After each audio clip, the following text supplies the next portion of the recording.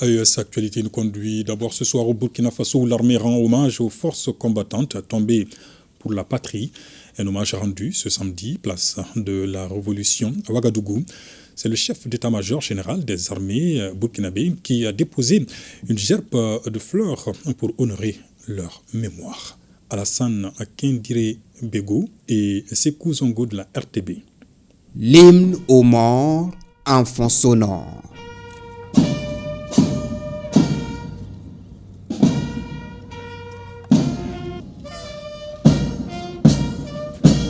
Le chef d'état-major général des armées burkinabè accompagne la gerbe de fleurs aux couleurs nationales.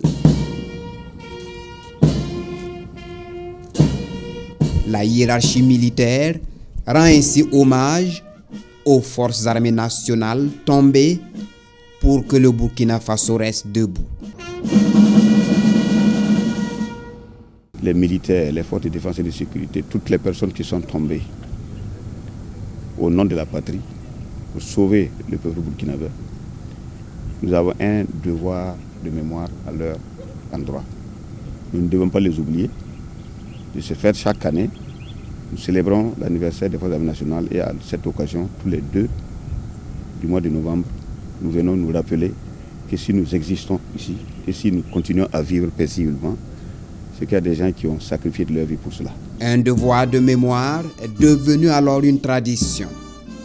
Au-delà de la reconnaissance du sacrifice consenti par les devanciers, ce dépôt de gerbes de fleurs rappelle encore la nécessité à tous les Burkinabés de s'engager, de se battre et, s'il le faut, de mourir pour la patrie. Au Niger, signature d'un mémorandum d'entente sur l'exploitation et l'utilisation pacifique de l'espace extra-atmosphérique entre les pays de l'AES et la société russe Glavkosmos. L'objectif est la création d'un système spatial de télécommunication et le déploiement de satellites de détection terrestre à distance. Awa Maman et Boubacar Imran Maïga pour les explications.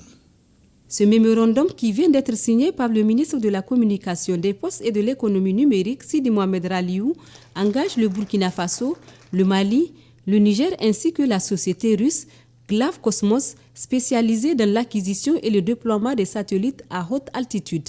Il prend en compte les besoins des 3 pays en matière de communication par satellite et des données de détection terrestre à distance DTD. Il vous souviendra que les 23 et 24 septembre passés, nous avons participé à une réunion à Bamako autour des 3 pays et la société russe. Il était question autour de cette réunion à Bamako de faire le tour d'horizon des modalités de coopération pour l'acquisition de ces 3 satellites.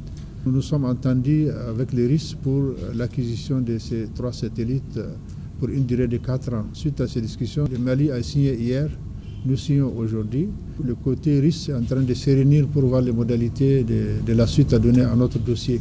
La signature de ce mémorandum d'entente vient confirmer la volonté des parties de développer une coopération mutuellement bénéfique pour tous et il s'agit précisément pour les pays de l'AES en quête de leur souveraineté d'acquérir 3 satellites, à savoir un satellite de communication, un autre de détection et un radar pour la défense et la sécurité. Le premier point, c'est la signature qui sera faite aujourd'hui. Le deuxième point, c'est la formation des cadres, des ingénieurs, des étudiants, de toutes les équipes qui auront la charge de la gestion de ces équipements. Et la troisième partie, c'est la fabrication des satellites en Russie. Il faut le souligner, ce mémorandum d'entente s'inscrit dans le cadre d'une exploration pacifique et une utilisation de l'espace pour promouvoir le développement des technologies spatiales, et cela dans l'intérêt des parties et aux fins de développement socio-économique.